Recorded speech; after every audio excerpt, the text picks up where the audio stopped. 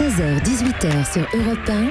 Stéphane Bern et Mathieu Noël. Historiquement vôtre. Historiquement vôtre, l'émission qui n'oublie pas vos papilles. Olivier Pouls, vous êtes notre expert gastronomique et chaque jour vous nous racontez l'histoire toujours trépidante d'une recette. Aujourd'hui, le guacamole. Ben oui, regardez, l'heure approche de l'apéro.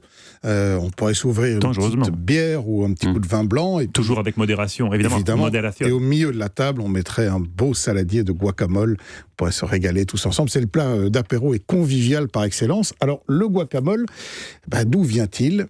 Du Mexique. Oui, avant le guacamole, il y a l'avocat. Parce que l'un ne va pas sans l'autre. Alors ce fruit, l'avocat, est connu depuis presque 10 000 ans par quelques civilisations des tréfonds de l'Amérique du Sud, dont les Mayas.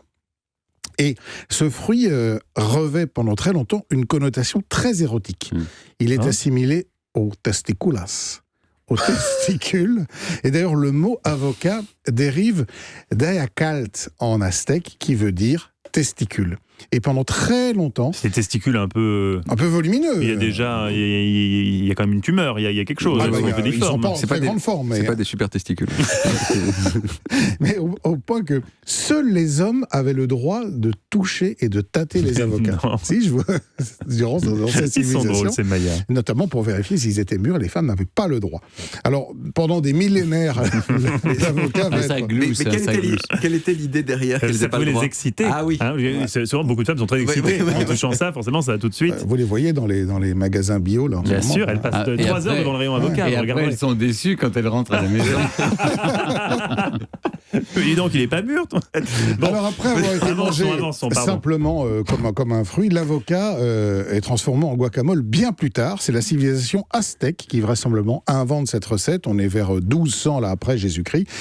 Et le guacamole, à l'époque, il est fait de purée d'avocat, de piment et de dés de tomate. Seulement ces 3 ingrédients-là.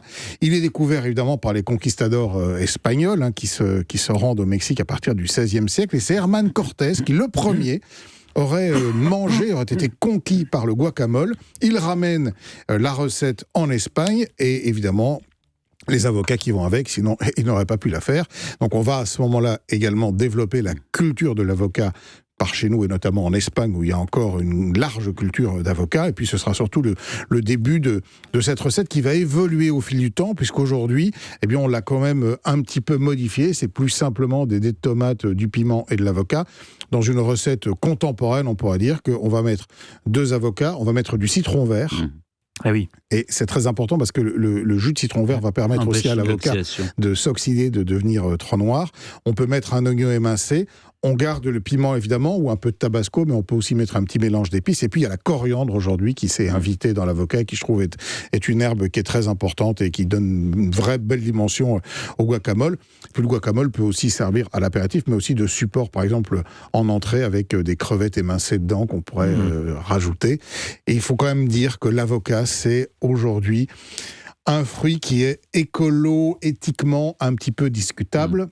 Lorsqu'il vient du Mexique, on sait que malheureusement aujourd'hui, ce sont les cartels, les anciens cartels de drogue qui ont la main mise sur la production d'avocats et qui ont mis sous coupe réglée des villages entiers qui sont réduits. Ça, c'est depuis qu'on fait des avocats toast à New York et dans les grandes villes. La demande a explosé. Il y a des pays qui produisent des avocats. Notamment l'Espagne, Israël, évidemment. Alors l'avocat est malheureusement aujourd'hui un légume. Voilà, il faut près de 1000 litres d'eau pour faire 1 kilo d'avocat, donc c'est énorme. Vous imaginez, c'est pas tenable, là, il faut qu'on arrête de bouffer des avocats. Mais cocorico, il y a aussi un tout petit peu d'avocat en Corse, figurez-vous. Si vous avez la chance d'en goûter un jour, vous verrez que c'est un produit absolument délicieux, l'avocat corse, qui est un peu plus petit, mais qui est remarquable, malheureusement très rare. 10 000 litres le kilo, là, d'eau pour faire un avocat corse. Il y a de très bons avocats en Corse. Merci beaucoup.